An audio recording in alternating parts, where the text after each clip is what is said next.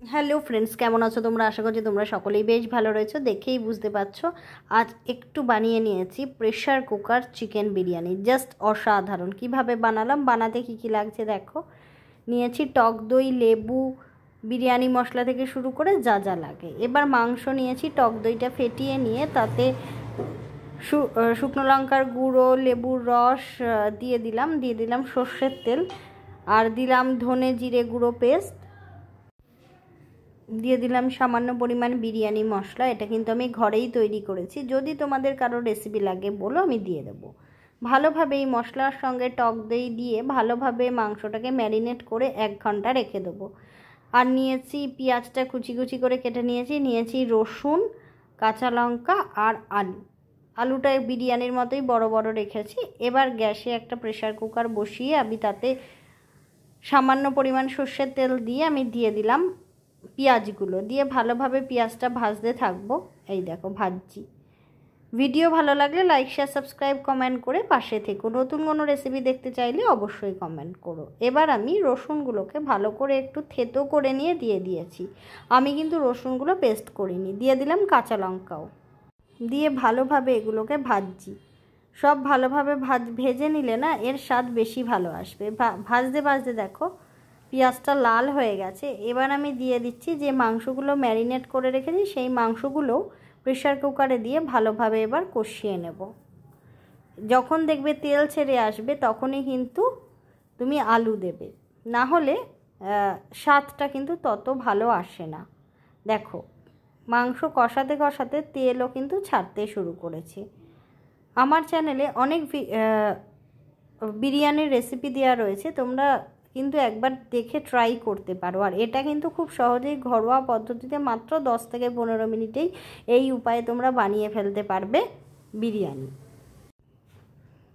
ভালোভাবে মাংসটাকে কষিয়ে নিচ্ছি। আবারও বলছি, ভিডিও ভালো লাগলে লাইক, শেয়ার, সাবস্ক্রাইব, কমেন্ট করে পাশে থেকো। নতুন কোনো রেসিপি দেখতে চাইলে অবশ্যই কমেন্ট করো। দিয়ে দিলাম সামান্য পরিমাণ নুন আর কাশ্মীরি লঙ্কার গুঁড়ো, আর দিলাম হলুদ। কাশ্মীরি লঙ্কার গুঁড়ো এই সময় তোমরা না চাইলে নাও দিতে পারো, আমি কিন্তু কালারের জন্য দিয়েছি। দিয়ে দিলাম ধনে জিরে মৌরি গুঁড়ো। এই মশলার রেসিপি কারোর লাগলে বলো, অবশ্যই আমি দিয়ে দেবো। এবার আমি আবারও ভালো করে মাংসটাকে কষিয়ে নিচ্ছি। যত কষাবে তত কিন্তু এর স্বাদ বেশি ভালো আসবে। দেখো কত সুন্দর কালারটা এসছে। এবার আমি যে আলুগুলো কেটে রেখেছিলাম সেগুলো দিয়ে দিচ্ছি। আমি কিন্তু এই বিরিয়ানিতে ভাজা আলু ব্যবহার করব না, এভাবেই আলুগুলোকে দিয়ে ভালোভাবে মাংসের সাথে আলুটা কষিয়ে নেব। দেখে লোভ লাগছে তো?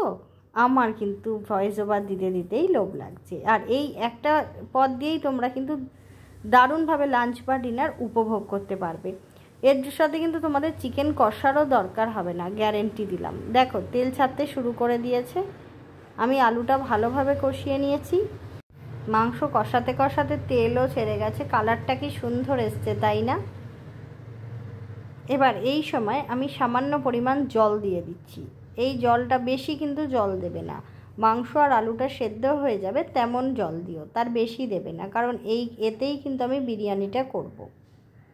দেখো জল দিয়ে দিলাম, দিয়ে প্রেশার কুকারে ঠিক 2খানা সিটি দিয়ে আমি একটু প্রেশার কুকারটা 5 মিনিট ঢাকনা বন্ধ করেই রেখে দেবো।